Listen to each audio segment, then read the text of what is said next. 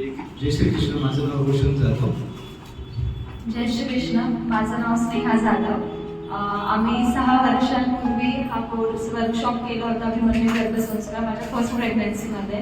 तेव्हा आपण 4 मंथ्सची प्रेग्नंट असताना आम्हाला ह्या वर्कशॉपबद्दल समजलं होतं आणि त्याचा एक्सपिरियन्स इतका इनक्रेडिबल होता की माझ्या मुलाकडे बघून आम्हाला अनेक जणांनी विचारलं की याच्यामध्ये असे नक्की विशेष गुण एवढे आले कुठून की हा सगळ्या मुलांमध्ये एक्स्ट्रा ऑर्डिनरी लगेच ओळखायला येतो.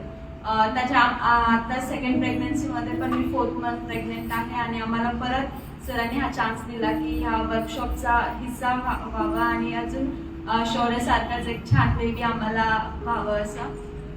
तर आम्ही ह्या वर्कशॉपमध्ये आत्ता आल्यानंतर जे सरांनी 9 संस्कार दिले सांगितले तर ते एक एक्सपिरियन्स करताना आम्ही शौर्यसोबत रिलेट करत होतो. सरांनी सांगितलं की जे अभिमन्यू गर्भसंस्कारचे जे बेबीज असतात तर ते 1.5-2 दिवसांमध्ये एक साईडला होतात. 1.5-2 महिन्यांमध्ये ते पालथी पडायला लागतात. तर शौर्य खरंच 2 ते 3 दिवसांचा होता तेव्हा तो एक साईडला काणी होत होता आणि त्याच्यानंतर तो 1.5 महिन्याच्या पूर्ण पालथा पडायला लागला होता. 5-6 दिवसांचा घरी नेल्यानंतर तो मान वगैरे पकडायला लागला होता.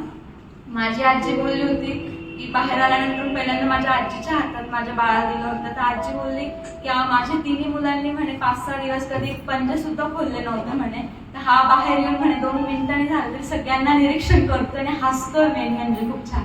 तो 2 महिन्यांचा होता, 2 महिन्यांचा. तेव्हा ओम हा पूर्ण क्लिअर शब्द तो व्यवस्थित बोलायचा आणि माझ्यासोबत तो जेव्हा मी प्रार्थना करायची तेव्हा एकदम शांततेत बसून राहायचा. स्कूलमध्ये सुद्धा तो हर एक ॲक्टिव्हिटीजमध्ये टॉपला असतो. स्पोर्ट्स, आर्ट अँड क्राफ्ट आणि स्टडीमध्ये सुद्धा तो फर्स्ट येतो. रनिंगमध्ये वगैरे तर सगळ्या ह्याच्यात इंटरेस्ट. असं कुठलाच फील्ड नाहीये की ज्याच्यामध्ये तो मागे आहे असं. आणि सरांनी जर सांगितलं की वेळ आल्यावर तर ॲक्शन सुद्धा घ्यायला पाहिजे. स्कूलमध्ये तो ॲक्शन सुद्धा घेतो आणि आम्हाला त्याच्या कंप्लेंट सुद्धा येतात. तो खरंच ऑलराऊंडर आहे आणि आम्ही याचं सगळं क्रेडिट सरांना देतो की थँक्यू सो मच सर की आम्हाला एवढा छान मुलगा मिळाला. त्याच्या मागे खरा सपोर्ट आणि खरा गायडन्स हा तुमचा होता. Thank you so much. जय श्री कृष्ण. तुम्ही सगळ्यांनी हा कोर्स करावा. हे अभिमन्यू गर्भसंस्कार आहे हा एकदा तरी तुमच्या प्रेग्नन्सीमध्ये एक्सपिरियन्स घ्यावा आणि आपल्या भारत देशाला खरंच अशा मुलांची खूप गरज आहे, अशा मुलींची खूप गरज आहे की जिने योग्य मार्गदर्शन केलं पाहिजे. तर मी सगळ्यांना सांगते की प्लीज तुम्ही हा कोर्स करा. थँक्यू. जय श्री कृष्ण. माझं नाव रोशन जाधव. जे सरांनी सर्व संस्कार वगैरे सांगितले, कलर कॉम्बिनेशन्स वगैरे, आज मला जे कलर कॉम्बिनेशन नाही समजत ते माझ्या मुलाला आता समजतं. आताच शर्ट आणि पॅन्ट मॅचिंग काढतो. म्हणजे ते कलर कॉम्बिनेशन्स किंवा जी माझी आणि त्याची अटॅचमेंट आहे ती जी आपण संस्कारमध्ये करतो ती त्याच्यावेळी माझी खूप सारी अटॅचमेंट झाली.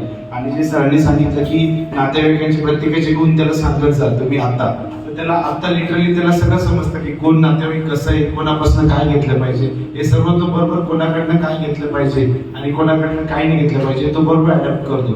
त्यामुळे सरांचे खूपच थँक्स. आम्हाला एवढा चांगला मुलगा घडवून त्यांनी हे केलं त्याबद्दल थँक्यू सो मच. जय श्री कृष्ण.